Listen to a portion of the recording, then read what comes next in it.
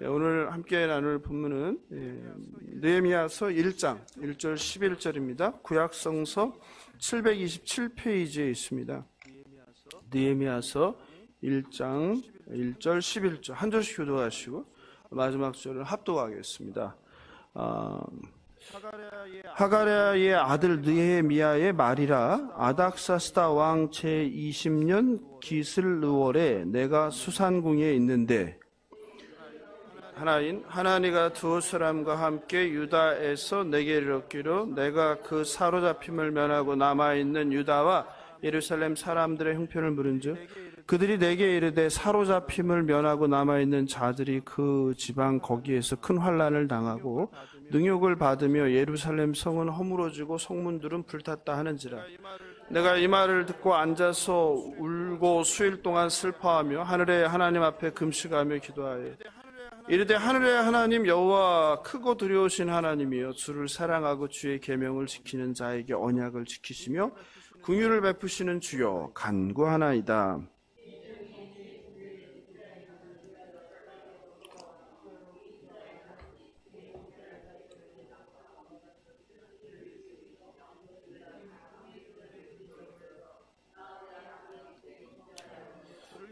주를 향하여 크게 악을 행하여 주께서 주의 종 모세에게 명령하신 계명과 율례와 규례를 지키지 아니하였나이다.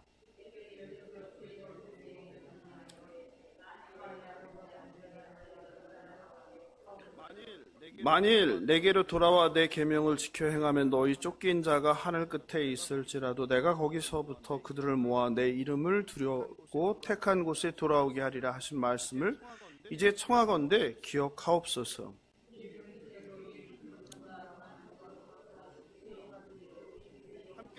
함께 읽겠습니다.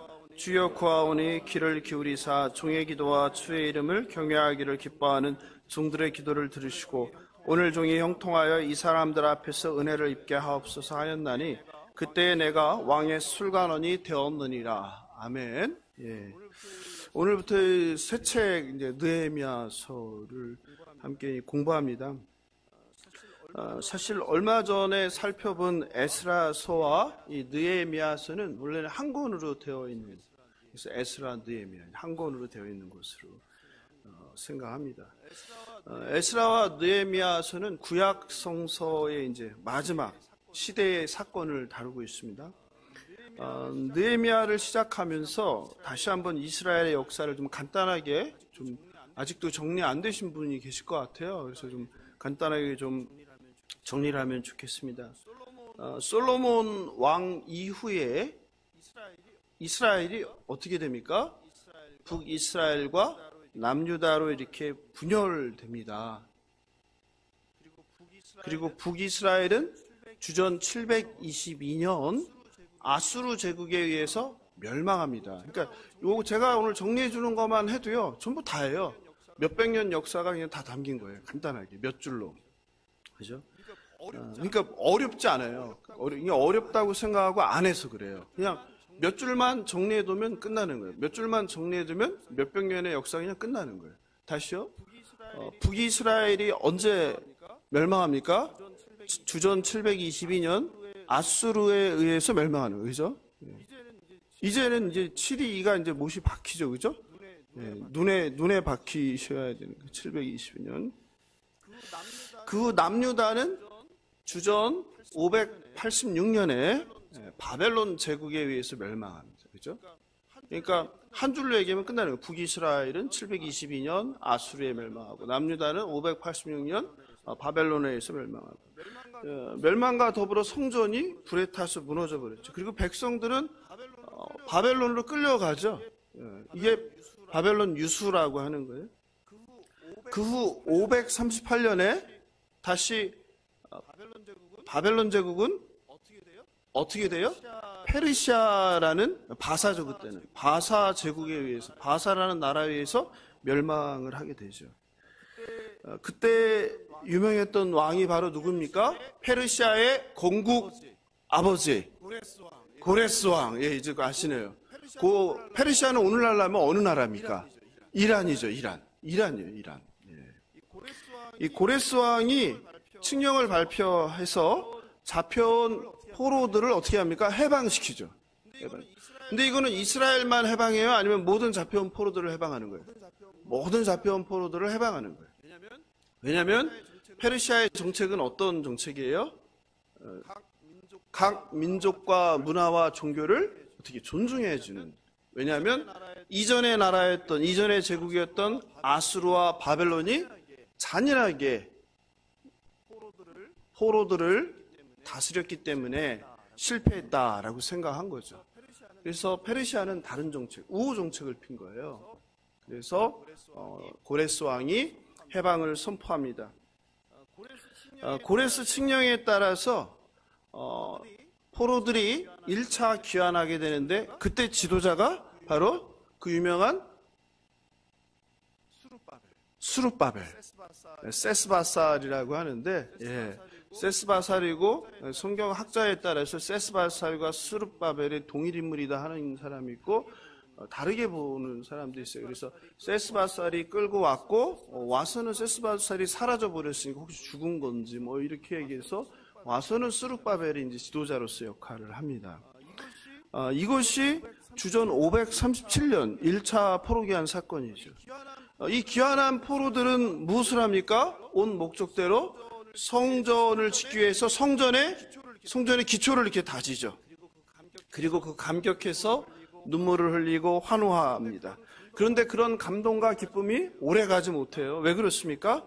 그 땅 족속들, 사마리아인들이죠. 그죠? 그 땅 족속들이 방해를 해서 성전 건축이 중단됩니다. 무려 얼마 동안 성전 건축이 중단됩니까? 예, 그것도 16년 이상 성전 건축이 중단되고 긴 세월이 흐르고 자신들이 예루살렘에 왜 돌아왔는지는 잊어버리고 뭐 합니까? 일상으로 돌아가서 먹고 사는 일에 매진하게 됩니다. 페르시아의 고레스 왕의 이제 후계자가 역사적으로 유명한 캄비세스 왕이라는 사람인데, 이 캄비세스 왕은 당시 아프리카의 북부 눈이 깜빡깜빡 하시는 것 같아요. 아프리카의 북부 이집트까지 정복을 했어요. 그리고서 이제 돌아오는 길에 갑자기 급사를 해요. 그래서 암살을 당했다는 설이 있고 뭐 무슨 병에 걸려 죽었다 이런 설도 있어요. 그래서 갑자기 정치적인 혼란에 빠지는데 그때 바로 다리오가 왕이 되는 거예요. 우리 다리오 왕은 어디서 만났습니까? 우리가 바로 끝난 학계에서에서 만났죠. 학계는 주전 520년이죠. 그죠? 주전 520년에, 그러니까 다리오 왕 2년이라고 하죠. 학계 1장 1절에 보면 나오죠. 다리오 왕 2년, 주전 520년에 하나님의 말씀을 받고 어떻게 합니까? 누구를 찾아가죠? 돌아온 포로들의 지도자가 누구예요? 정치적 지도자는 총독 수룹바벨이고 종교 지도자는 여호수아죠. 여호수아를 찾아가서 명령하죠. 뭐 하나님의 말씀이다 하면서 뭐라? 성전을 건축하라. 너희들이 이렇게 힘들게 사는 이유는 뭐다? 하나님의 말씀대로 살지 않아서이다. 너희들의 먹고 사는 문제에 천착하다 보니까 어떻다? 아무리 너희들이 길을 쓰면서 일해봐야 밑빠진 독이다. 구멍난 전대다. 이 얘기를 하는 거죠. 학계의 선지자를 통해서 주신 이 말씀에 백성들이 다행히 어떻게 합니까? 감동을 받죠? 그래서 어떻게 합니까? 일어나서 산에 올라가 나무를 베어 성전 건축을 시작하죠. 그죠? 그리고 4년 6개월 만에 성전이 완성돼요. 그게 516년입니다.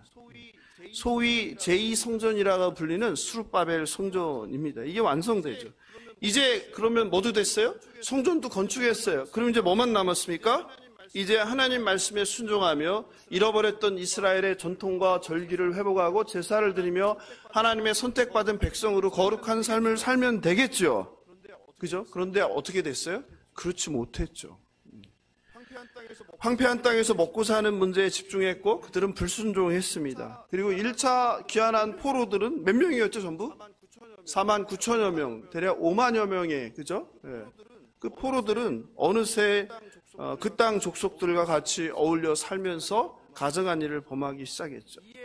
이에 주전 458년에 하나님께서는 또 다른 사람을 준비하는데 그게 누구입니까? 예스라? 예, 에스라. 생각이 안 나시나 봐요. 이게 불과 한 달도 안 된 몇 주 만에 있었던 일인데 에스라를 준비하는 거예요.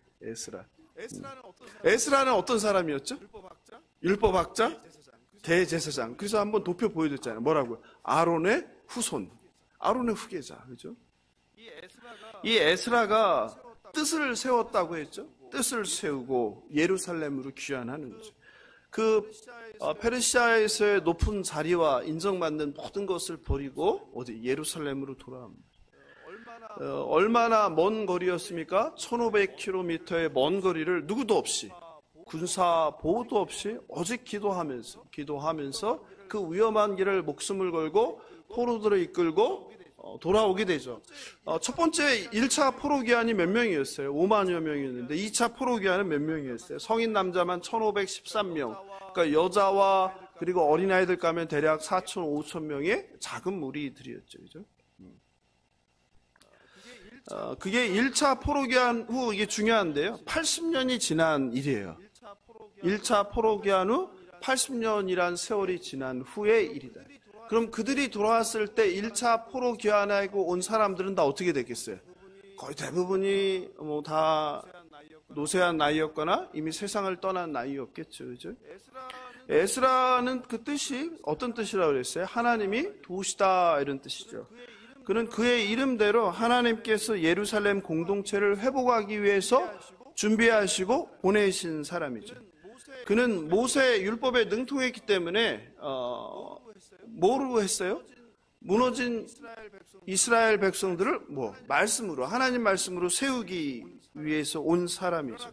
그러나 그 땅 족속들은 죄를 떠나지 않고, 그러니까 우리가 죄를 짓는 이유는 뭐라고 그랬어요? 떠나야 하는데 떠나지 않고 남아있다 보면 어떻게 된다? 죄에 부정한 것은 어떻게 된다고 그랬어요? 빨리 전염된다. 거룩은 어떻게 해요? 전염되지 않는다. 그죠? 그래서 죄가 있는 곳은 어떻게 된다? 나는 괜찮아 하고 남아있으면 방법 없이 물든다. 죄가 있는 곳은 어떻게 된다? 떠나야 된다. 근데 이스라엘 백성들은 떠나지 않고 그 땅 족속들과 어울려 살다 보니까 무엇을 범했어요? 가증한 일을 범했죠. 그 가증한 일이 뭡니까? 하나님께서 명령하신 그 땅의 이방 족속들과 결혼하지 말라는 그것을 어기고 통혼을 하게 된 것이죠. 이것을 알게 된 에스라는 어떻게 반응합니까? 까먹었어요? 네? 머리털과 수염을 어떻게 해요? 다 뜯어버렸죠. 예, 뜯어버리고 겉옷을 어떻게 했어요? 겉옷을 찢어버리고 속옷을 어떻게 했어요? 속옷을 찢어버리고. 그러니까 벌거 벗은 채로 머리에서는 피가 낭자하고 그리고 수염에서도 피가 낭자해서 피 묻은 채로 어떻게 합니까? 철포덕 주저앉아서 무릎을 꿇고 어떻게 하나님께 기도하는 거죠. 절망적인 기도죠. 그때 그것을 보고 있던 누가요? 중요한 사람이죠. 평신도 누가요? 제가 그랬잖아요. 여러분은 이 사람이 되어야 된다고. 누구예요? 그게? 스가냐예요. 여러분 기억하십시오. 여러분 스가냐를 꿈꾸세요. 네? 스가냐. 그래서 절망에서 앉아있는 율법학자의 대제사장에게 나가서 스가냐가 중요한 말을 해줘. 뭐라고 합니까? 아직도 이스라엘에게 희망이, 소망이 남았나니. 이 말을 한 거죠. 그죠? 아직도 이스라엘에게 소망이 있는데 당신은 지도자가 왜 절망하고 앉아 있습니까? 그러면서 한마디 더 하죠. 뭐라? 일어나십시오. 힘을 내십시오. 우리가 돕겠습니다. 그러니 당신이 뜻한 대로 행하십시오. 당신이 말하십시오. 이거죠. 그리고 어떻게 됩니까? 에스라는 힘을 얻고 위로받고 일어나죠. 일어나고 선포를 하게 되죠. 그게 뭡니까? 제2의 종교개혁. 제1의 종교개혁이 유시야와 히스기야를 통해서 이루어졌다면 제2의 종교개혁은 바로 하나님의 말씀에 근거하여 이스라엘의 백성의 문제를 잡은 이게 제2의 종교개혁이 바로 몇 장이에요? 느헤미야 지금 보고 계시죠? 한 장 앞으로 넘겨보세요. 그게 에스라 10장 44절이에요. 같이 읽어볼까요? 에스라 10장 44절입니다. 시작. 이상은 모두 이방 여인을 아내로 맞이한 자라. 그 중에는 자녀를 낳은 여인도 있었더라. 제가 지금 한 7분 걸린 것 같은데 7분에 이스라엘의 역사를 몇 년부터요? 예, 1000년부터, 주전 1000년부터 어디까지 온 거예요? 450년까지 온 거예요. 그러니까 500년 넘는 역사를 5분 내외에 정리해 줬어요. 한 바닥도 안 돼, 이걸로. 그러니까 이것만 알면 되는데, 이것도 어려워. 이렇게 하시면 안 된다. 간단하죠. 이게 끝이에요. 뭐 어려울 게 뭐 있어요. 윤미자매 다 정리했죠. 이스라엘 역사가 이렇게 다 정리된 거예요. 그래서 계속 그 정리한 거를 한번 들어보세요. 그럼 간단해요. 어렵지 않습니다. 그냥 내가 어렵다고 생각하고 알고 싶지 않은 거예요. 그냥. 그래서 계속 봐도 모르는 거예요. 근데 몇 개만 기억하면 아주 간단합니다. 아까 그거 해볼까요?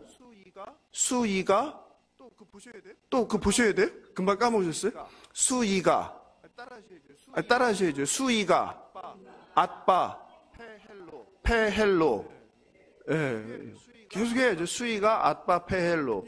이거는 몇 년이에요? 거의 5000년이죠. 5000년 성경 구약 신약 역사가 그거 몇 개의 글자에 다 들어가 있는 거예요. 수이가 아빠 페헬로. 수는 뭐예요? 수메르. 이는 이집트. 가는 가나안. 앗은 아수르. 바는 바벨론. 페는 페르시아. 우리가 지금 하고 있는 페르시아. 헬은 헬라. 헬라가 어디라고 그랬죠? 그리스. 로는 로마. 이제 우리가 계속 어디로 향해 가는 거예요? 예수님 시대로 계속 거의 다 온 거예요, 지금. 이제 끄트머리에 와 있는 거예요. 구약의 끄트머리에 와 있는 거예요. 그죠? 예. 그래서 구약의 그 끄트머리에 가까운 어디에 온 거예요? 느헤미야까지 지금 왔단 말이에요. 느헤미야. 알겠죠? 그래서 이게 오늘 본문 이제 에스라가 끝나고 느헤미야서 1장 1절입니다. 예. 좋죠? 정리가 다 됐죠? 간단하죠? 느헤미야 1장 1절. 같이 읽어볼까요? 시작. 하갈의 아들 느헤미야의 말이라. 왜 책을 잃어버리셨어요? 다시요. 느헤미야 1장 1절이에요. 시작. 하갈의 아들 느헤미야의 말이라. 아닥사스다 왕 제20년 기슬루 월에 내가 수산궁에 있는데. 1장 1절에서 시간 배경과 공간 배경을 얘기하고 있어요. 그리고 등장인물.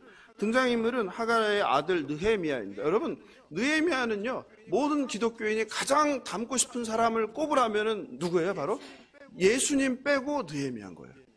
느헤미야. 그래서 사람 이름에는 느헤미야가 많아요, 적어요? 없죠. 그 왜 없는 거예요? 요셉은 많잖아요. 김요셉, 강요셉, 이요셉, 박요셉 많잖아요. 또 누가 많아요? 아브라함도 있어요. 또 이사야도 많아요. 이사야가 이쁘거든요. 이름이 뜻도 이쁘고. 박이사야, 김이사야, 이사네. 강이사야. 근데 느헤미야는 없어요. 왜냐면 사람들이 제일 닮고 싶은데 없어요. 왜 없을까요? 이게 딱 들으면 무슨 벌레 이름 같아. 그래서 느헤미야는 너무 닮고 싶은 사람인데 이름으로는 잘 안 쓰는 것 같은데 누가 한번 쓰면 괜찮을 것 같아요. 느헤미야. 느헤미야의 뜻은 뭐예요? 하나님은 위로하시는 분이다. 하나님은 위로하시는 분이다. 하나님께서 위로해 주셨다. 이런 뜻을 담고 있어요. 이제 느헤미야가 등장했는데요. 에스라는 어떤 사람이었어요? 에스라는 이름이 뭐였죠? 아까 했는데 또 금방 까먹었죠. 하나님은 도움이시다. 이사야는 하나님은 구원이시다. 느헤미야는 뭐라고요? 하나님은 위로해 주시는 분이다. 하나님은 위로해 주셨다. 에스라는 어떤 사람이었어요? 율법학자. 또 대제사장. 근데 느헤미야는 어떤 사람이에요? 그냥 보통 사람. 그래서 성도들이 좋아하는 거예요. 성도들이 에스라는 이 직업이 다르잖아요. 내가 뭐 율법학자 될 게 아니잖아요. 제사장 될 게 아니잖아요. 그러니까 이게 좀 나와는 좀 상관없게 느껴진단 말이에요. 근데 느헤미야는 어떤 사람이에요? 보통 사람. 보통 사람 직업인. 그러니까 다 느헤미야를 좋아하는 거예요. 그 대한민국의 느헤미야 열풍이 청년들 사이에 엄청 불었죠. 그래서 대학마다 기독교인 청년들은 다 느헤미야 책 한 권을 갖고 다녔죠. 그리고 느헤미야를 공부하자, 느헤미야를 배우자, 이게 열풍이 불었었죠. 그 정도의 사람이 바로 느헤미야. 여러분들 중에도 그런 분 혹시 계세요? 느헤미야에 빠져서 막 하셨던 분. 우리 청년들. 없어요? 네. 느헤미야는 그 일반인이었어요, 일반인.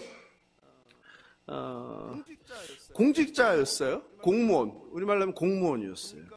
보니까 때는 아닥사스다 왕 제20년이라고 그랬어요. 그럼 이제 정확한 연도가 이제 나오는 거예요. 아닥사스다 왕 제20년 하면 뭐가 떠올라야 돼요? 어떤 사람? 우리가 금방 정리했는데 에스라가 떠올라요. 이거는 외우기도 되게 편해요. 잘 보세요. 저를 보세요. 이거 되게 외우기 편해요. 에스라 7장 7절을. 그럼 777이에요. 외우기 편하죠. 에스라 777 해보세요. 에스라 777. 예, 그러면 에스라 7장 7절을 가보세요. 그럼 뭐가 있나? 같이 읽어볼까요? 바로 앞에 있으니까. 시작. 아닥사스다 왕 제7년에 나왔죠? 다시 어떻게 해요? 에스라 777. 그죠? 그러니까 에스라 7장 7절에 가면 뭐가 나온다고요? 7년. 누구? 페르시아 아닥사스다 왕 제7년. 근데 느헤미야 1장 1절에는 뭐가 나와요? 아닥사스다 왕 제20년. 됐죠? 이제 아주 쉽죠? 그러니까 느헤미야는 언제 사람이다? 에스라 13년 이야기다. 지금 얘기가. 그러니까 느헤미야서 1장 1절은 에스라 우리가 공부를 했는데 에스라보다 언제? 13년 뒤의 이야기이다 이 말이에요. 그러니까 같은 시대 사람이에요? 다른 시대 사람이에요? 한 세대가 보통 30년이니까 같은 시대죠. 같은 시대. 그죠? 우리 예은 자매가 몇 살이세요? 죄송하지만 28살. 그러니까 저랑 그거 생각하면 돼. 비슷한 거죠. 그죠? 예? 조금 차이가 나나요? 예. 아니라고, 엄마가 아니라고 고개를 강력하게 부인하는데, 같은 시대를 살아가는, 같은 시대를 살아가는 거예요. 별로 차이가 안 나는 거예요. 별로 차이가. 이해되시죠? 그러면 됐어요. 에스라, 어떻게 된다고 그랬죠? 에스라 7장 7절 7년. 예, 됐죠? 안 까먹겠죠? 평생 안 까먹어요. 그죠? 예. 그래서 그때로부터 13년 뒤 사건이다. 그러면 계산하면 바로 나오는데 언제냐면 이게 주전 445년의 사건이에요. 정확하게 나오죠. 5년. 445년. 이 장소는 어디예요? 장소? 윤미자면 장소가 수산궁. 영화 같은 데 많이 나오는데 이란의 수도 수산궁. 수산궁이 어디예요? 페르시아 왕이 머물던 도시. 수산궁. 주로 이제 겨울철에 이 수산궁에 머물렀다고 합니다. 그리고 기슬골기라는 것은 우리 달력으로 하면 11월 중순을 얘기하게요. 11월 중순. 그러니까 느헤미야는 페르시아 제국의 궁에 근무하는 공무원이다. 궁에 근무하니까 오늘날로 하면 어디에 근무하는 거예요? 청와대에 근무하는 사람이다. 그러니까 낮은 사람이에요? 높은 사람이에요? 나름 높은 사람이라는 거 알 수 있겠죠. 그죠? 이해되시죠? 그러므로 이 느헤미야는 바벨론 포로의 한 몇 세대 정도가 될까요? 그렇게 따지면. 바벨론으로 처음 끌려간 게 605년이거든요. 근데 지금이 몇 년도라고 그랬어요? 445년이니까 한 몇 세대 정도 됐을까요? 3세대 정도? 네, 아주 오래 살았다면 2세대. 그렇지 않다면 3세대 정도 되는 거예요. 이게 굉장히 중요한 거예요. 좀 길을 놓치신 것 같아요. 바벨론에서 끌려온 포로가 바벨론에서 끌려온 게 아니라 예루살렘에서 끌려온 포로들이 바벨론에서 살고 있었잖아요. 예. 근데 그 처음에 끌려온 게 605년 정도예요. 근데 지금이 445년이니까 몇 년이 흐른 거예요? 계산 안 되세요? 150년이 흘렀잖아요. 150년이 흘렀으니까 그럼 느헤미야는 몇 세대 사람이냐 이거예요. 여기 보세요. 여기 책이래. 성경책 밑에 없잖아요. 왜 밑에를 보고 계세요? 예? 2세대예요? 대개 그러니까 제가 아까 말씀드렸죠. 굉장히 오래 산 축에 속하면은 2세대일 거고, 근데 그때 당시에 평균 연령이 얼마였겠어요? 예수님 시대의 평균 연령이 보통 30 이렇게 얘기하거든요. 그럼 이때는 더 짧았겠죠. 근데 중요한 것은 조산이 일찍 죽는 게 조사가 많으니까. 근데 이제 오래 사는 사람은 나름 오래 살았을 거예요. 그러니까 오래 산 사람으로 치면 2세대, 좀 덜 빨리 죽은 사람으로 하시면 3세대, 4세대 되겠죠. 이걸 이해하시란 말이에요. 이게 중요해. 벌써 이게 하품 나오고 이게 벌써 머리 지금 수학 지금 막 그러신 것 같은데 그렇지. 되게 간단해요. 간단해. 이거를 근데 이해해야지 본문이 이해가 되는 거예요. 여기까지는 왔죠? 그래서 이민 3세대 좀 저기 하면 2세대 좀 더 빨리빨리 조상들이 죽었으면 4세대 이 정도 됐을 거예요.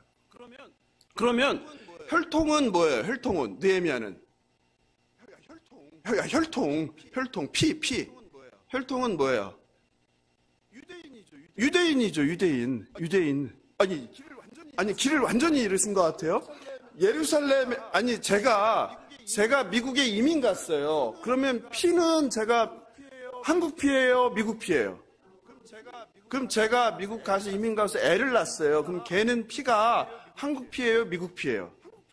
한국 피잖아요. 근데 왜 평민이래요? 그러면 느헤미야의 할아버지죠. 할아버지가 잡혀갔어요. 그래서 페르시아에서 사람을 낳았어요. 그럼 그 피는 유대인이에요? 아니면 바벨론 피예요? 유대인이죠. 근데 그 아들이 또 자식을 낳았어요. 근데 그 자식이 느헤미야예요. 느헤미야는 유대인 피예요? 아니면은 페르시아 피예요? 유대인이죠. 그러니까 피는 혈통은 유대인인데 그 국적은 어디에 속해 있어요? 페르시아죠. 페르시아. 이해되시죠? 지금 그런 상황이에요. 이거 하는데 10분 걸렸어요. 이스라엘 역사 550년 하는데 5분 걸렸는데 요거 한 절 하는데 10분이 걸렸어요. 계속 가겠습니다. 그럼 이제 여기까지 왔어요. 그런데 어느 날 찾아왔어요. 누가? 형제가. 그게 2절이에요. 같이 읽어볼까요? 시작. 내 형제들 가운데 하나인 하나니가 두어 사람과 함께 유다에서 내가 이르렀기로 내가 그 사로잡힘을 면하고 남아있는 유다와 예루살렘 사람들의 형편을 물은즉. 나를 찾아왔어요. 근데 어디서 온 사람이에요? 예루살렘으로 귀환했다가 찾아온 형제라는 거예요. 근데 그 형제한테 질문을 했어요. 어떤 질문을 했어요? 그렇죠. 느헤미야가 질문한 첫 번째 질문이 뭐예요? 어떻게들 지내? 이 말이에요. 뭐가 느껴져요? 느헤미야가 뭐에 관심이 많은 사람이다? 자기 민족, 자기 동포에게 관심이 많은 사람이다 하는 걸 우리가 느낄 수 있죠. 예루살렘의 남은 자들이 어떤 일을 겪었어요? 큰 환난을 당하고 성은 다시 허물어지고 그리고 성문이 불에 탔다는 거예요. 그게 3절에 나오죠. 그죠? 느헤미야는 그 소리를 듣고 그 이야기를 듣고 어떻게 합니까? 반응을 4절 같이 읽어보겠습니다. 시작. 내가 이 말을 듣고 앉아서 울고 수일 동안 슬퍼하며 하늘의 하나님 앞에 금식하며 기도하여. 여러분 그 말을 듣자마자 그냥 주저앉아서 우는 거예요. 근데 그게 끝이지 않고 수일 동안 슬퍼하고요. 거기서 끝나지 않고 금식을 하고요. 거기서 멈추지 않고 하나님께 계속 기도하는 거예요. 놀랍죠. 왜냐하면 바벨론에 끌려온 1세대가 아니에요. 2세대도 아니고 적어도 한 3세대쯤 됐을 때의 사람이에요. 그 정도 되면 여러분 제가 만약에 이민을 가서 미국에 가서 자녀를 낳고 자녀를 낳아서 손주가 있어. 그럼 손주가 대한민국을 걱정할까요? 걱정 안 할까요? 걱정 전혀 안 하죠. 대한민국에 있는 사람들이 지금 경제 위기가 와서 어렵다고 하는데 1세대는 걱정을 많이 하겠죠. 2세대는 조금 관심이 있겠죠. 3세대가 손주가 관심이 있겠어요? 없겠어요? 전혀 관심 없죠. 근데 지금 느헤미야는 온통 관심이 어디가 있어요? 예루살렘에 가 있는 거예요. 예루살렘의 성이 어떻게 되어 있는지, 예루살렘에 사는 사람들은 어떤지 거기에 온통 관심이 쏠려 있는 거예요. 왜 그럴까요? 왜 그럴까요?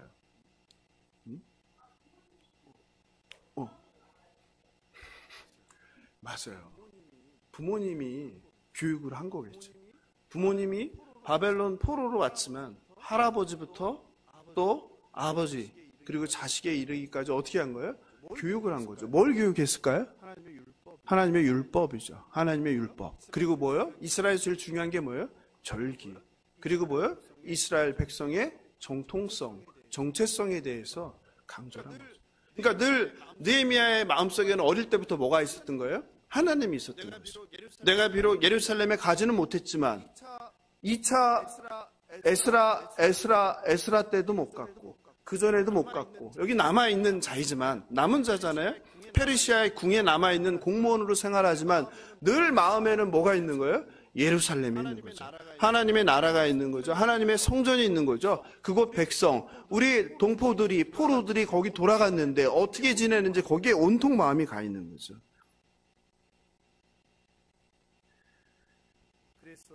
그래서 그는 그 돌아간 백성들이 그 땅에서 환난을 겪는다는 이야기에 무너진 거예요. 그리고 슬퍼하고, 그리고 금식하며 기도한 거예요. 금식이라는 것은 성경에는 이렇게 많이 나오지 않죠. 언제만 한다 했어요? 키 연프로 7월 15일 배웠죠?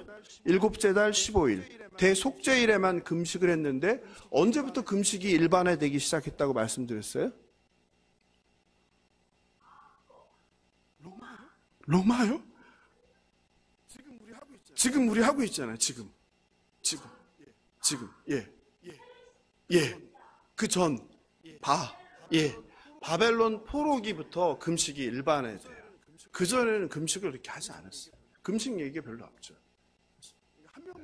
한 명만 이해하고 한 명만 따라오는 것 같아요. 지금 다 이렇게 줄을 놓으시면 안 됩니다. 이렇게 지금 한 주 동안 세상에서 지치고 상한 몸으로 왔지만 제가 이렇게 천천히 자세하게 하니까 정리. 이해되시죠? 예. 그래서 보겠습니다. 제가 길을 잃겠어요. 제가 길을. 예. 그래서 지금 금식하며 기도하는 거예요. 근데 그의 마음 속에는 뭐가 있는 거? 오직 자기 민족에 대한 사랑. 그죠? 그리고 예루살렘에 대한 사랑. 그 밑바탕에는 뭐가 있는 거예요? 하나님 사랑이 있는 거죠. 하나님 사랑. 그런 이런 느헤미야를 누가 바라보고 있겠어요? 예? 하나님께서 바라보고 있죠. 이런 녀석이 있구나. 이렇게 나를 사랑하는구나. 이렇게 이스라엘 백성을 사랑하는구나. 이렇게 예루살렘을 사랑하는구나. 그리고 뭐 한다? 우네. 며칠을 우네? 아니 금식을 하네? 그 기도하네. 얼마나 하나님께서 감동하시겠어요. 여러분, 오늘날 대한민국의 디아스포라가 전 세계에 퍼져 있어요. 이민 간 세대들의 후손들이. 우리도 이민 역사가 100년이 이제 넘었잖아요. 그러니까 비슷한 때죠. 그죠? 2세대, 3세대로 넘어가요. 그 사람들이 우리나라가 위기에 처했을 때 이런 마음이 갖는 후손들이 몇 명이나 있겠어요? 거의 없겠죠. 그죠? 근데 더 나아가서 우리 예수사랑 교회 공동체를 한번 생각해 보면 좋겠어요. 이 안에서 누군가가 환난을 당했어요. 갑자기 망했어요. 병이 들었어요. 곤란한 지경에 처했어요. 이 가운데 그 자리에서 그 소식을 듣고 주저앉아서 울 사람이 몇 명이 있겠어요? 한 명이요? 몇 명이 있겠어요? 여러분 이걸 생각해 보면 좋을 것 같아요. 느헤미야가 예루살렘에서 있던 이야기를 듣고 그냥 그 자리에 주저앉아서 우는 거예요. 그리고 며칠을 슬퍼하면서 금식하는 거예요. 뭐 그럴 수 있다 생각할 것 같아요. 그런데 한번 우리로 적용해서 한번 설명해 보자고요. 우리 공동체에서 남도 아니고 내 옆에 있는 사람이 공경을 당했어요. 예? 망했대요. 예? 망해간대요. 병에 걸렸대요. 어려움이 생겼대요. 사고를 당했대요. 근데 이 가운데 몇 사람이 그 자리에서 그 소식을 듣고 울면서 주저앉겠냔 말이에요. 어떠세요? 말은 가족이라고 하잖아요. 공동체. 가족이 아닌 거죠. 그죠? 만약에 내 옆에 있는 형제 자매가 그런 환난을 당하면 어떻게 해야 되는 거예요? 같이 애통해야죠. 느헤미야만 좀 자리에 앉아서 우는 게 아니라 같이 애통해야죠. 그리고 애통만 하면 안 되고 뭐예요? 계속 슬퍼해야죠. 그리고 금식하며 하나님께 도와달라고 해야죠.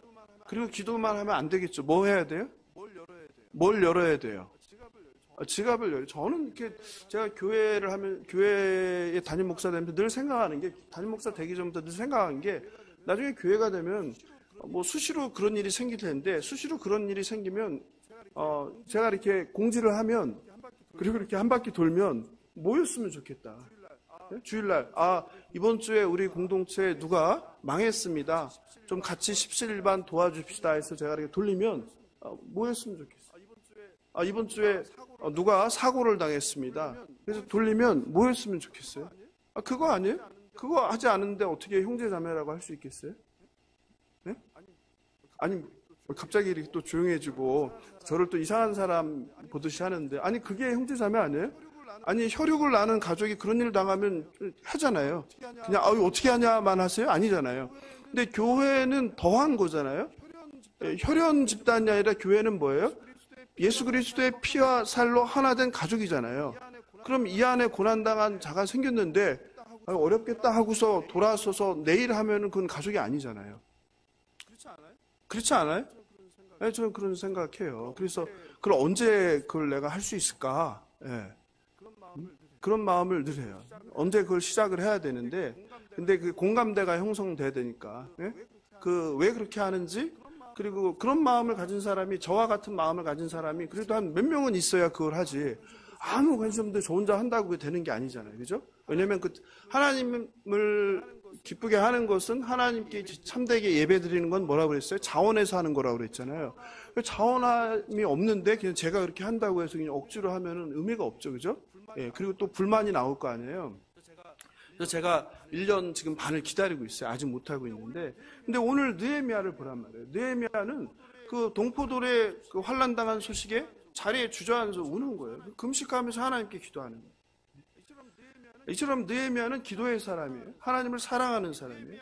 이 느헤미야서 이제 앞으로 한동안 계속 느헤미야서를 가지고 우리가 다룰 텐데요. 9개의 느헤미야의 기도가 나옵니다. 5절에서 11절까지가 느헤미야의 첫 번째 기도예요. 느헤미야의 기도를 통해서 하나님이 오늘 이 밤에 우리의 기도를 좀 점검하게 했으면 좋겠어요. 5절 같이 읽어볼까요? 시작. 이르되 하늘의 하나님 여호와 크고 두려우신 하나님이여 주를 사랑하고 주의 계명을 지키는 자에게 언약을 지키시며 긍휼을 베푸시는 주여 간구하나이다. 이렇게 나와 있죠. 느헤미야가 기도하는데 제일 먼저 한 게 이거예요. 이게 첫 번째 기도예요. 느헤미야 첫 번째 기도가 무엇입니까? 여러분의 기도의 첫 번째 기도는 무엇입니까? 한번 비교해 보시면 좋겠어요. 네? 여러분의 첫 번째 기도는 뭐예요? 네? 느헤미야의 첫 번째 기도는 무엇입니까? 기도의 대상을 부르는 거죠. 하늘의 하나님 여호와 크고 두려우신 하나님이요. 이 기도가 여러분의 기도가 되면 좋겠어요. 기도가 뭔지 모르시는 분은 처음 기도를 시작하는 게 하나님, 하늘에는 안 붙여도 돼요. 하나님 여호와 크고 두려우신 하나님이요 주를 사랑하고 주의 계명을 지키는 자에게 언약을 지키시며 긍휼을 베푸시는 주여 간구하나이다. 이게 첫 번째 기도예요. 하나님이 누구신지 고백합니다. 하나님은 크고 두려우신 분입니다. 그런데 되게 중요한 게 바로 거기에 이 말이 나와 있어요. 어떤 말이 있어요? 하나님은 무조건 언약을 지키는 분이 아니라는 거예요. 여러분 놀랍지 않아요? 내가 기도하면서 뭘 받기 바라요? 응답 받길 바라는데 하나님 응답 안 하셔도 돼요, 이 말이에요. 뭐라면? 내가 하나님 말씀대로 살지 않는다면. 여러분 대단하지 않아요? 어떻게 이런 기도를 할 수 있어요? 예? 어떤 사람이기에 이런 기도를 하는 거예요? 하나님 말씀대로 사는 사람이기에 이런 기도를 하는 거예요. 하나님은 어떤 분이라는 거예요? 자녀가 언약을 지킬 때 긍휼을 베푸시는 분이라는 거예요. 하나님의 계명을 지키는 자에게 하나님께서 하신 약속을 지키시는 분이라는 거예요. 긍휼을 베푸시는 분이라는 거예요. 여러분 되게 중요한 거예요. 바꿔 생각해 보세요. 그러면 내가 하나님의 언약을, 하나님의 계명을 지키지 않으면 하나님이 우리와의 언약을 지키세요, 안 지키세요? 안 지키다는 얘기잖아요. 긍휼을 베풀어요, 안 베풀어요? 안 베푼다는 거예요. 이게 느헤미야의 기도예요. 여러분 놀랍지 않습니까? 이게 첫 번째 기도예요. 여러분 우리 가운데 누가 이렇게 기도할 수 있겠습니까? 우리가 만약에 기도하면 어떻게 있어? 하나님 제가 죄송하지만 아직은 덜 거듭나서 하나님 말씀대로 살지 못합니다. 그러나 하나님은 언약을 지켜주세요. 하나님은 저에게 자비를 베풀어 주세요. 저는 못하지만 하나님 긍휼을 베풀어 주세요. 이렇게 기도하지. 누가 기도를 처음 열면서 하나님은 언약을 지키시는 자에게 언약을 지켜주시는 분입니다. 긍휼을 베풀어 주시는 분입니다. 이렇게 기도하는 사람이 세상에 어디 있냔 말이에요. 그런데 누가? 느헤미야는 그렇게 기도한다는 거예요. 여러분 놀랍지 않습니까? 저만 놀랄 것 같은데 저는 굉장히 놀랐어요. 이걸 보면서 우리의 기도는 대부분이 어떤 겁니까? 삶의 필요죠. 삶의 문제 해결이죠. 우리의 욕망을 바래죠. 이게 우리의 기도잖아요. 그래서 달라고 기도하잖아요. 도와달라고 하잖아요. 해결해달라. 이거 전부 아니에요. 한번 자기의 기도를요, 본인이 평소에 하는 기도를요, 입으로 하지 말고, 아니면 휴대폰 요새 녹음기 다 되니까 녹음을 해서 들어보세요. 그리고 써보세요. 내가 어떤 기도를 하는지 한번 써보세요. 내가 하나님께 드리는 기도 가운데 내가 달라는 기도가 얼마나 많은지, 내 필요를 구하는 기도가 얼마나 많은지, 해결해달라는 기도가 얼마나 많은지 한번 써보세요. 그런데 느헤미야는 첫 번째 하나님께 드리는 기도가 그거예요. 하나님에 대한 고백과 하나님은 언약을 지키시는 자에게 언약을 지키시고 긍휼을 베푸시는 분이십니다. 이렇게 못 박아 버리는 거예요.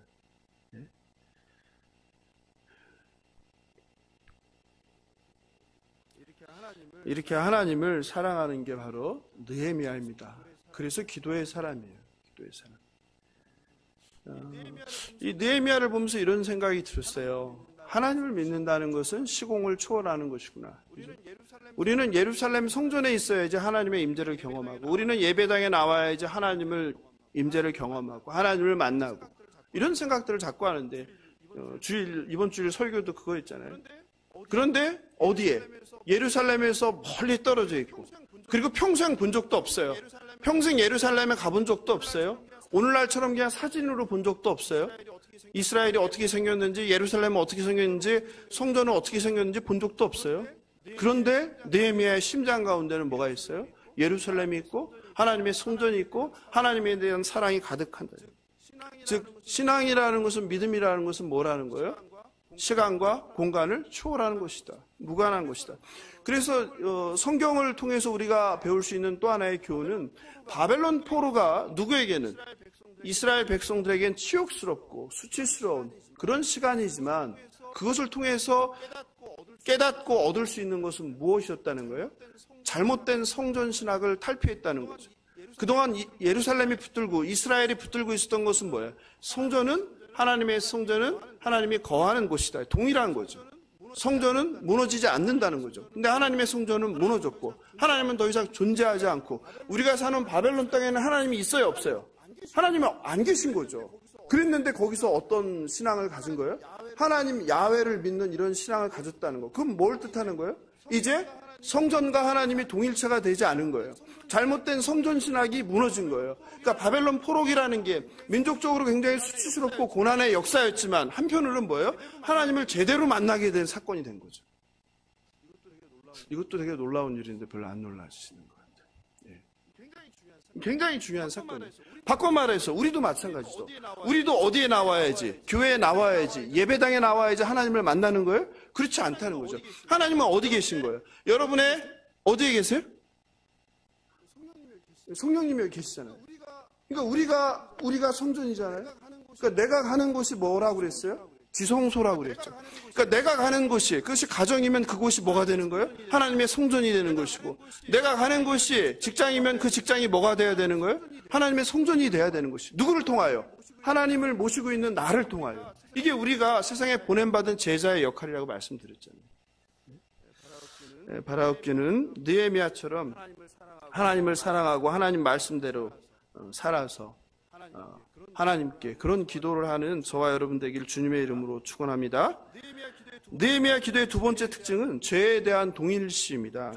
6절을 보면 나와 내 아버지의 집이 범죄하여 이렇게 써요. 느헤미야는 죄가 있어요, 없습니까?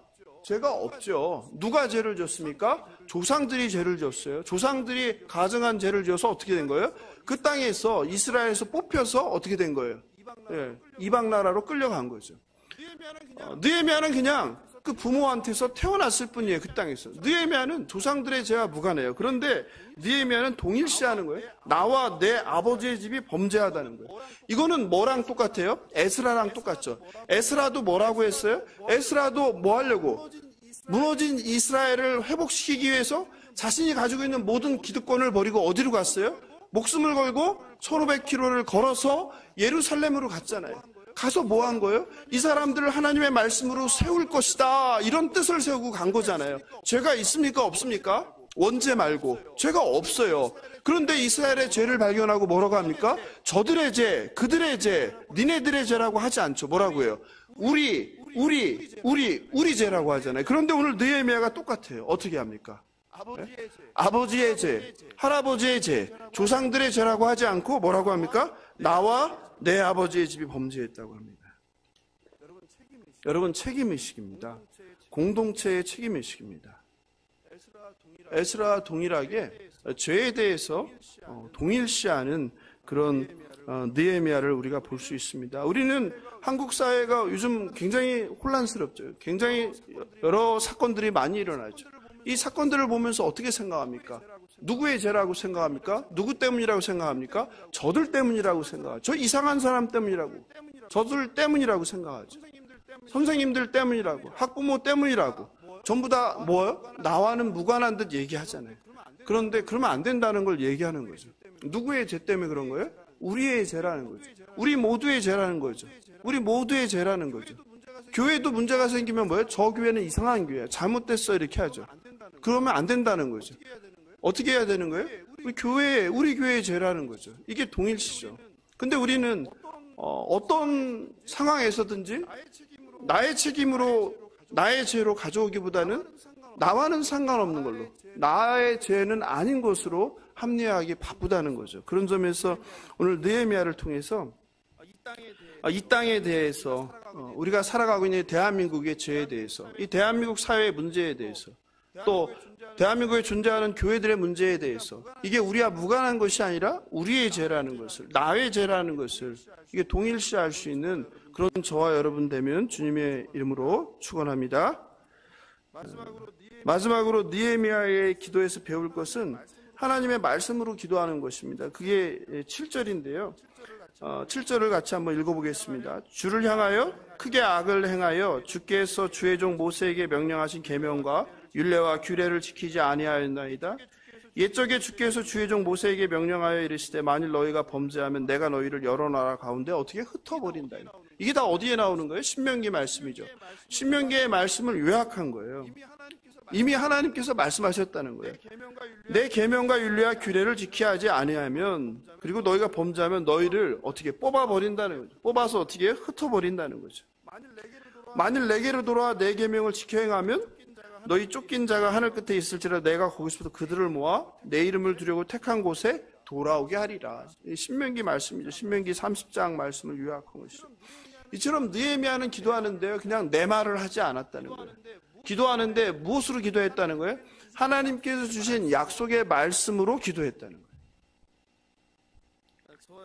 거예요. 저와 여러분도 느헤미야처럼 하나님께서 하신 약속의 말씀으로 기도하길 원합니다. 그런데 기억할 것은 나는 하나님 말씀대로 살고 있느냐, 이게 핵심입니다. 느헤미야는 귀를 기울이고 종의 기도를 들어달라고 간절히 기도합니다. 그게 11절입니다. 11절 같이 읽어보겠습니다. 시작. 주여 구하오니 귀를 기울이사 종의 기도와 주의 이름을 경외하기를 기뻐하는 종들의 기도를 들으시고 오늘 종이 형통하여 이 사람들 앞에서 은혜를 입게 하옵소서 하였나니 그때 내가 왕의 술 관원이 되었느니라. 여러분 굉장히 중요한 부분인데요. 11절에 별표를 많이 해놓으세요. 이게 그 설교자들마다 설교가 이렇게 많이 다르게 되는 잘못되는 그런 본문입니다. 그리고 학자들마다도 이게 의견이 다른 건데 이게 번역 때문에 생긴 일인데요.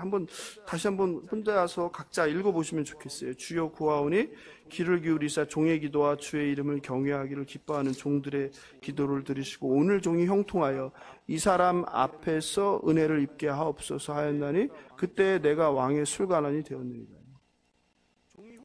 종이 형통하게 해달라는 거예요. 종은 누굽니까?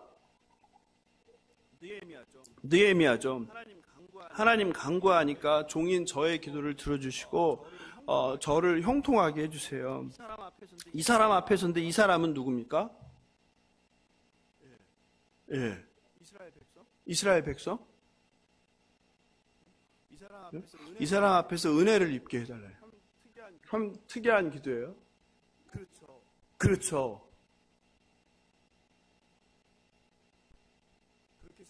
그렇게 생각하기가 쉽죠. 누구예요? 이 사람은? 느헤미야는 종이잖아요. 그러니까 오늘 종이 형통하여 이 사람 앞에서. 보통 우리가 기도하고 은혜를 입게 하는 건 하나님께 은혜를 입게 해달라는데 사람한테 은혜를 입게 해달라고 기도를 하는 거예요. 그러니까 이 사람은 누구예요? 그렇죠. 아닥사스다 왕이죠. 아닥사스다 왕에게 은혜를 입게 해달라는 거예요. 형통해서 아닥사스다 왕에게 은혜를 입게 해달라고 하는데 그때 내가 왕의 술관원이 되었느니라 이렇게 되어 있어요. 여러분 이게 굉장히 위험한 번역인데요. 그래서 많은 설교나 설교자들이 이걸 좀 들여다보지 않고 개역개정의 성경만 읽고 해석하면 이렇게 됩니다. 어떻게 되냐면 내가 하나님께 이렇게 간절히 기도했더니 하나님이 나를 뭐가 되게 했다? 네? 왕궁의 술관원이란 높은 자리에 오르게 했다. 이렇게 해석하는 거예요. 그래서 많은 설교자들이 그렇게 합니다. 왜냐하면 그렇게 되어 있으니까. 그래서 뭐 했다고 이제 끝을 맺게 돼요? 하나님께서 느헤미야의 기도에 응답하셨습니다. 11절 굉장히 아름다운 결말이죠. 그죠? 그렇게 끝나면 되게 편하고 좋죠. 그죠? 그리고 본문이 번역이 그렇게 되어 있기 때문에 조금도 이상하게 생각할 이유가 없어요. 그런데 문제는 뭐냐면 실제로 이 번역이 그렇지가 않다는 거예요. 잘못된 번역이라는 거예요. 그러니까 그때 내가 왕의 술관원이 되었느니라고 했는데 되었느니라가 아니라요. 그때 내가 왕의 술관원이었다예요. 고쳐 쓰세요. 술관원이 되었다가 아니라 술관원이었다예요. 완전히 다르죠. 그 결말이 달라지는 거죠. 그러니까 내가 하나님께 간절히 기도했더니 뭐가 되었다는 거예요? 술관원이 되었다는 게 아니에요. 술관원이란 높은 자리에 오르게 되었다는 기도가 아니에요. 그러니까 이게 너무너무 조심해야 될 건데 내가 형통하게 해달라고 기도하고 왕한테 은혜를 입게 해달라고 했더니 하나님 응답하셔서 나를 형통하게 하셔서 어떻게 됐다는 거예요? 왕에게 은혜를 받아서 그 나라 페르시아 궁, 페르시아의 아주 고위 관직 술관원이란 높은 자리에 이르게 되었다. 이렇게 설교들을 하는데 그게 아니라 이 말이에요. 이 번역이 잘못되었다는 거예요. 이게 무슨 말이에요? 내가 그때 술관원이었습니다. 이 말이에요. 알겠죠? 여러분 잘 드세요. 그러면 다른 설교 들으면 그렇게 한 설교들이 거의 대부분일 겁니다. 그래서 그러면 우리가 이 본문을 어떻게 이해해야 되느냐 이게 핵심이죠. 그럼 그때 응답받아서 내가 술관원이 된 게 아니고 그러면 술관원이었다라는 것은 뭐가 핵심이냐면 왕에게 은혜를 입게 기도한 게 핵심이에요. 왜 느헤미야 술관원이라는 것은 어떤 거예요? 고위직이죠. 이미 고위직이었던 거예요. 페르시아 궁에 있었던 거예요. 기도해서 술관원이 뭐 됐을지 모르지만 지금 된 게 아니라 이미 술관원이었어요. 그리고 기도하는 거예요. 소식을 듣고. 그리고 술관원이 하는 일은 뭐 하는 거냐면 왕이 술을 먹잖아요. 그럼 술을 미리 맛보는 거예요. 그래서 뭘 감별하는 거예요? 술에 암살하기 위해서 독을 탔는지. 이게 술관원이에요. 술관원은 오늘날 뭐 기업의 술상무가 아니에요. 뭐 하는 사람이에요? 왕의 생명을 지키는 사람이에요. 그래서 가장 뭐 받는 사람이에요? 왕의 사랑을 받는 사람이에요. 신뢰를 받는 사람이에요. 왕과 가장 많은 시간을 보내는 사람이에요. 왕을 지키는 사람이에요.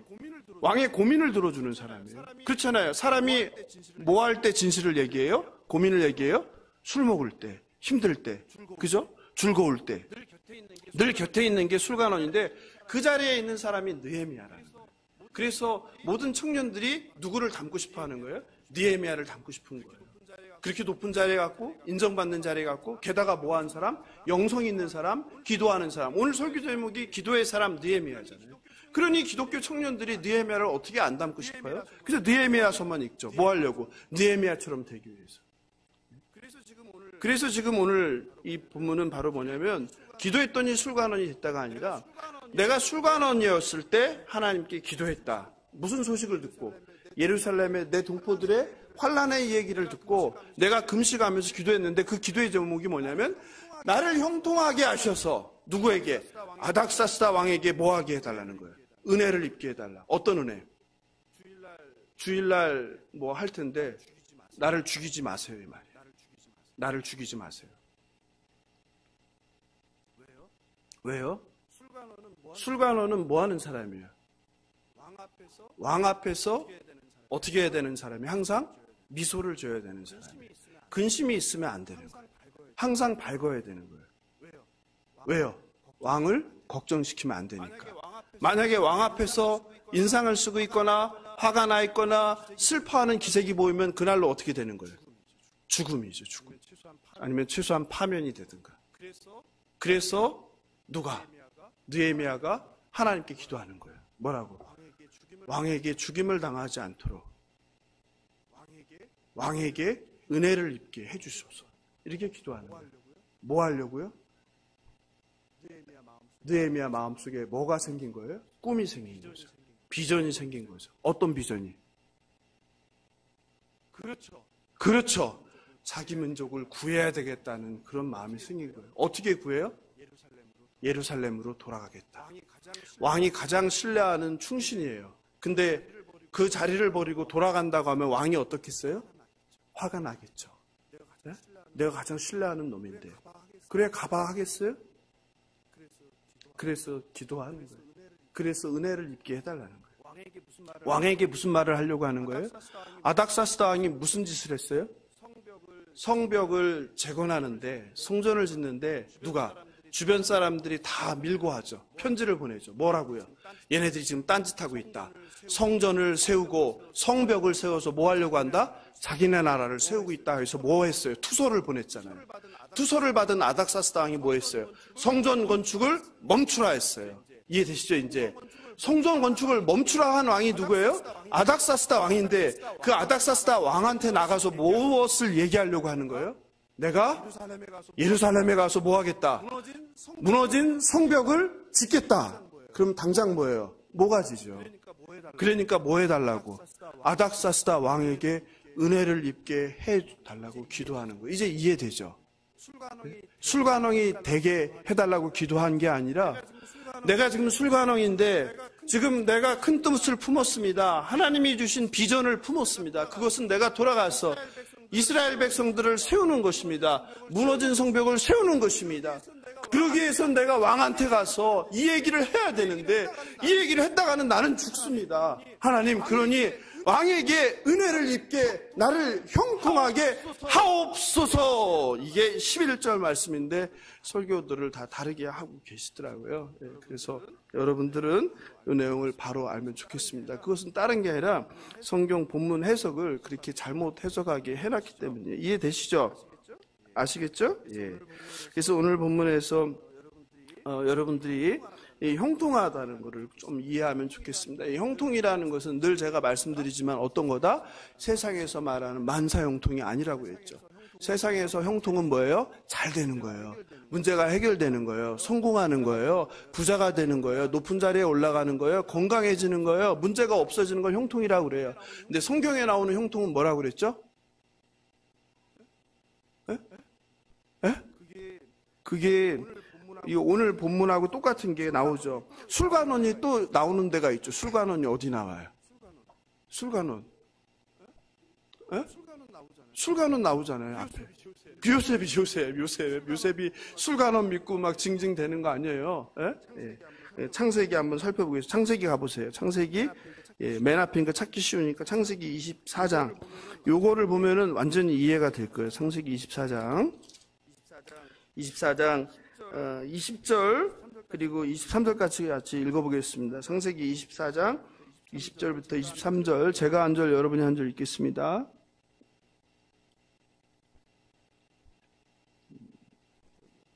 여기가 아니고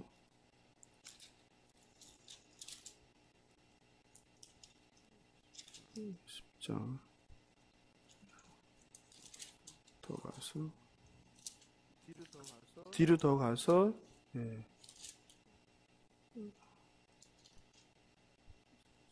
44.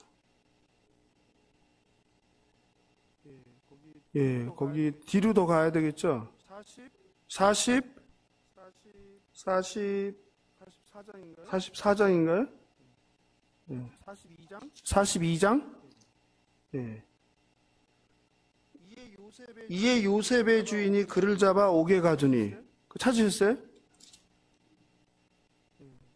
예. 거기 나왔죠? 39장. 예, 39장이네요. 39장 같이 보겠습니다. 39장 20절부터 시작. 이에 요셉의 주인이 그를 잡아 옥에 가두니 그 옥은 왕의 제수를 가두는 곳이었더라. 요셉이 옥에 갇혔으나 여호와께서 요셉과 함께 하시고 그에게 인자를 더하사, 여기 나오죠. 이게 똑같죠. 간수장에게 은혜를 받게. 그러니까 오늘 본문에 느헤미야에 나오는 게 똑같이 나오는 거예요. 누구에게? 아닥사스다 왕에게 은혜를 입게 하옵소서. 여기 창세기 39장 21절에서는 누구에게요? 간수장에게 은혜를 받게 하심에, 간수장이 옥중 제수를 다 요셉의 손에 맡김으로 그 재반 사물을 요셉이 처리하고, 23절 같이 읽어보겠습니다. 시작. 간수장은 그의 손에 맡긴 것을 무엇이든지 살펴보지 아니하였으니 이는 여호와께서 요셉과 함께 하심이라. 여호와께서 그를 범사에 형통하게 하셨더라. 여기 나왔죠. 정확하게 똑같죠. 간수장에게 은혜를 입고 요셉을 형통하게 했다. 요셉을 형통하게 하니까 무슨 일이 벌어졌어요? 하나님께서 함께 하셨다. 이 형통이라는 것은, 성경에서 말하는 형통은 뭘 뜻하는 거예요? 하나님이 함께하는 걸 형통이라고 하는 거예요. 하나님께서 함께하는 게 형통이지 세상의 부경화를 이루는 게 형통이 아닙니다. 여러분이 정확하게 아셔야 됩니다. 그래서 하나님과 함께 하였더라. 이게 성경이 말하는 형통입니다. 하나님과 동행하는 삶이 형통인 거예요. 하나님의 인도하심을 받는 삶을 형통이라고 하는 거예요. 사랑하는 성도 여러분, 세상적 형통이 아니라 하나님께서 여러분과 함께 하시고, 하나님께서 여러분의 발걸음을 인도하시고 하나님의 뜻을 이루는 그런 참된 형통을 이루시는 삶을 누리시길 주님의 이름으로 축원합니다. 형통은 하나님의 뜻이 이루어집니다. 어떻게 하나님의 뜻이 이루어집니까? 하나님께서 동행하시고 인도하실 때 그 형통이 이루어지는 거예요. 여러분, 감옥에 갇혔어요. 그러면 우리가 이해하는 형통으로 형통이에요, 아니에요? 감옥에 있는데요. 형통이 아니죠. 근데 성경은 그걸 형통하다고. 감옥에 있지만 뭐 한 거예요? 형통한 거예요. 왜요? 하나님이 함께 하시니까. 감옥에 있지만 형통한 거예요. 왜요? 그게 하나님의 뜻이니까. 만약에 그때 요셉이 감옥에 있지 않고 나왔으면 어떻게 되겠어요? 정치적인 무슨 일을 당할 수 있었겠죠. 그런 하나님의 뜻이 거기에 숨겨져 있는 것이죠. 오늘 본문에서도 바로 느헤미야가 목숨을 걸 위기, 자신의 결단으로 인해서 자신의 생명과 자신의 그 삶이 위태할 수 있는 상황 가운데 하나님께 기도했더니 하나님께서 어떻게 하겠다는 거예요? 그를 형통하게 하셔서 왕에게 은혜를 입게 하였다. 이렇게 말하고 있습니다. 이게 느헤미야 1장을 통해서 우리에게 주는 교훈입니다. 말씀을 마무리합니다. 느헤미야는 이스라엘 백성들의 아픔을 자기의 아픔으로 동일시합니다. 슬퍼하며 금식하며 간구합니다. 그의 관심은 자신의 현재의 삶, 미래의 삶이 아닙니다. 그의 기도 중에 그가 구하는 건 다른 게 없어요. 이스라엘 백성과 하나님의 나라입니다. 그는 참된 이스라엘의 리더였고 기도하는 사람이었습니다. 반면에 저와 여러분의 기도를 보면 좋겠습니다. 저와 여러분은 얼마나 많이 하나님의 뜻을 구합니까? 저와 여러분은 얼마나 나의 필요와 나의 욕망이 아니라 하나님의 뜻이 이루어지길 기도합니까? 저와 여러분이 기도의 사람 느헤미야처럼 동족의 아픔에 함께 슬퍼하며 기도하기를 원합니다. 바라옵기는 예수사랑교회가 이 나라와 이 사회, 이 백성과 조국교회를 위해 애통해야 하는 마음으로 금식하며 간절히 기도하게 되길 주님의 이름으로 축원합니다. 주여 구하오니 귀를 기울이사 느헤미야처럼 주의 종이 형통하여 은혜를 입게 하옵소서. 바라옵기는 우리의 기도가 하나님의 꿈, 하나님의 뜻, 제가 늘 말씀드리지만 내 꿈이 아니에요. 내 꿈이 아니라 하나님의 꿈, 내 비전이 아니라 하나님의 비전, 그것을 품고 그 비전, 그 하나님의 꿈을 이루게 해달라고, 그래서 종에게 은혜를 입어서 형통하게 해달라고 하나님께 간구하는 저와 여러분 되길 주님의 이름으로 축원합니다. 오늘